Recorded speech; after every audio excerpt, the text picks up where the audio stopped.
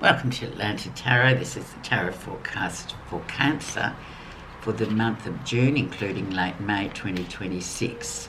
So welcome, Cancer. We are currently in the zodiac sign of Gemini.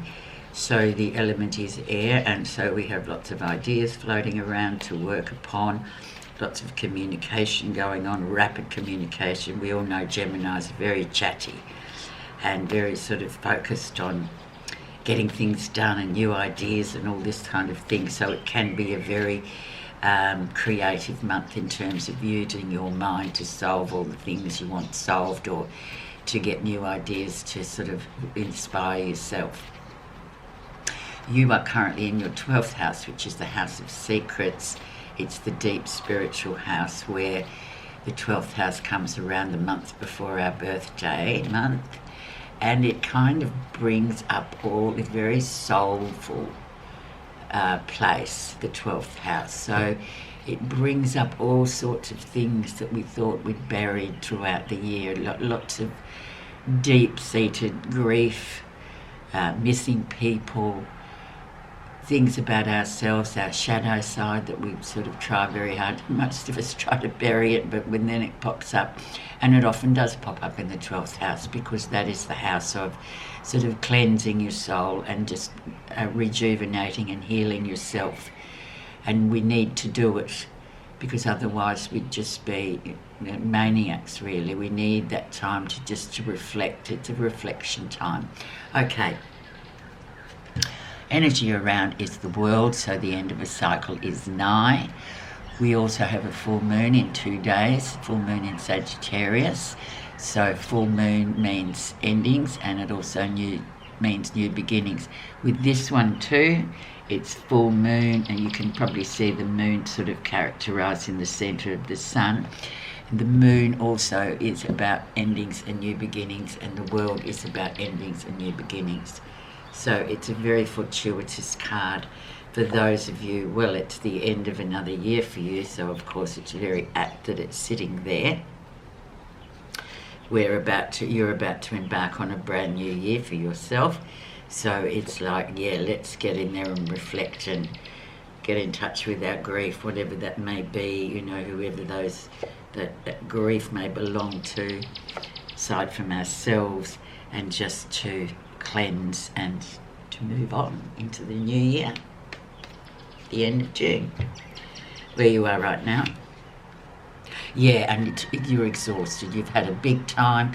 10 of Wands, it's very exhausted, sort of depletion of energy, because there's been a lot going on. So it's time for a bit of a rest and just go, okay, I'm done. I need to refuel. That's it. I don't have any more. I need my fuel to come back into my tank. But it's very creative, and with Wands, obviously, too, a lot of energy is being used, physical energy, so that can really make us exhausted. What brought us here, and the challenge and the influencer is, the 7 of Swords. So there could have been, or there could be, there is some kind of jealousy around you, some kind of deception around you, which in turn has really exhausted you. But I'm thinking that's come to an end, because we've got the world there, you see, Cancer. So that stage or that cycle has come to an end. Whoever this was or whatever this was, I believe you're well aware of it. And we all get a visit from it every now and again, and it's like, oh my God, no, that couldn't possibly be the truth. But it is. Especially when the 7 of Swords comes. It's like, ow, okay, time to keep our eyes open. Let's look at the background and see what was going on there.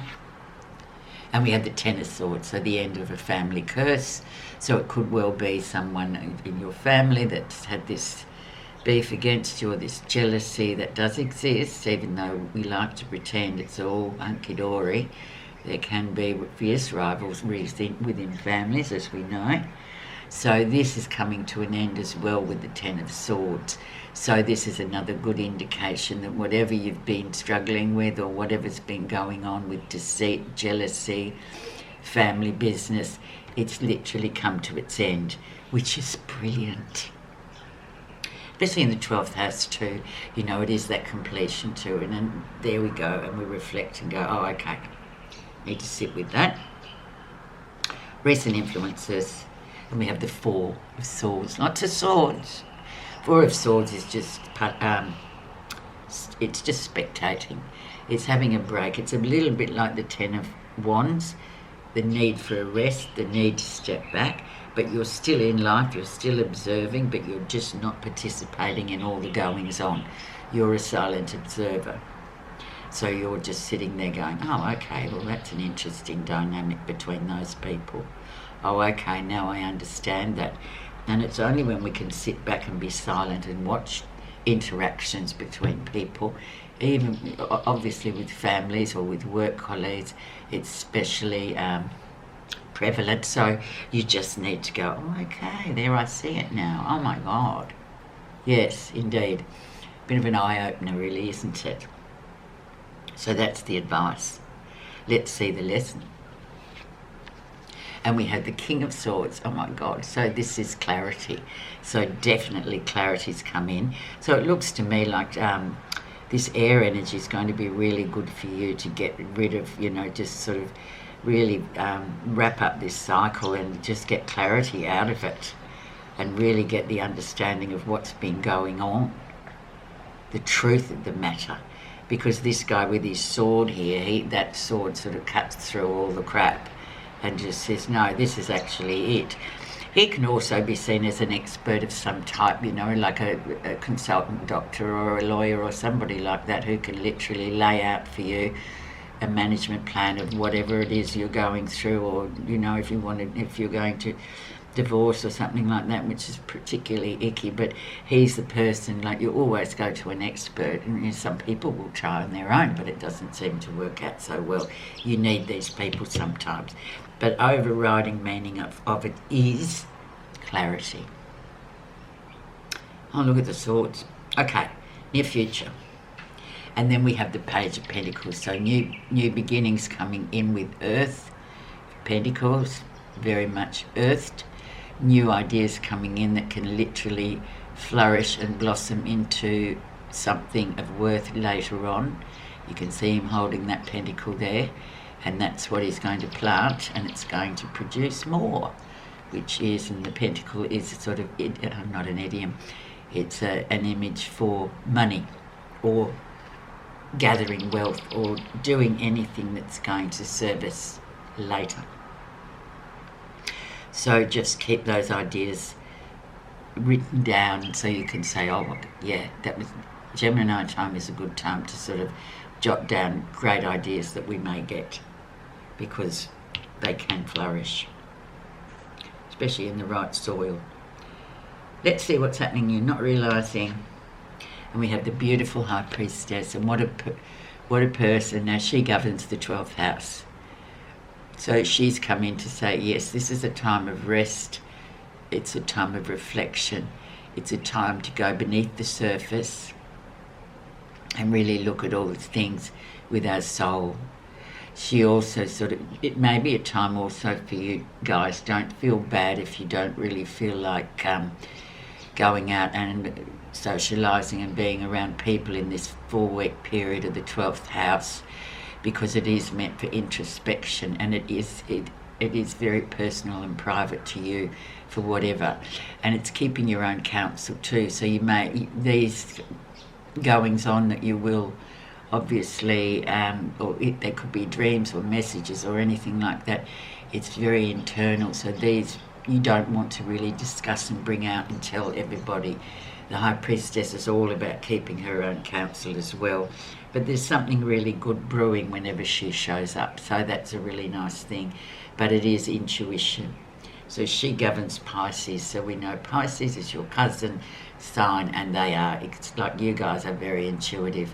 So go in and run from your, let your intuition lead you, is what I meant to say.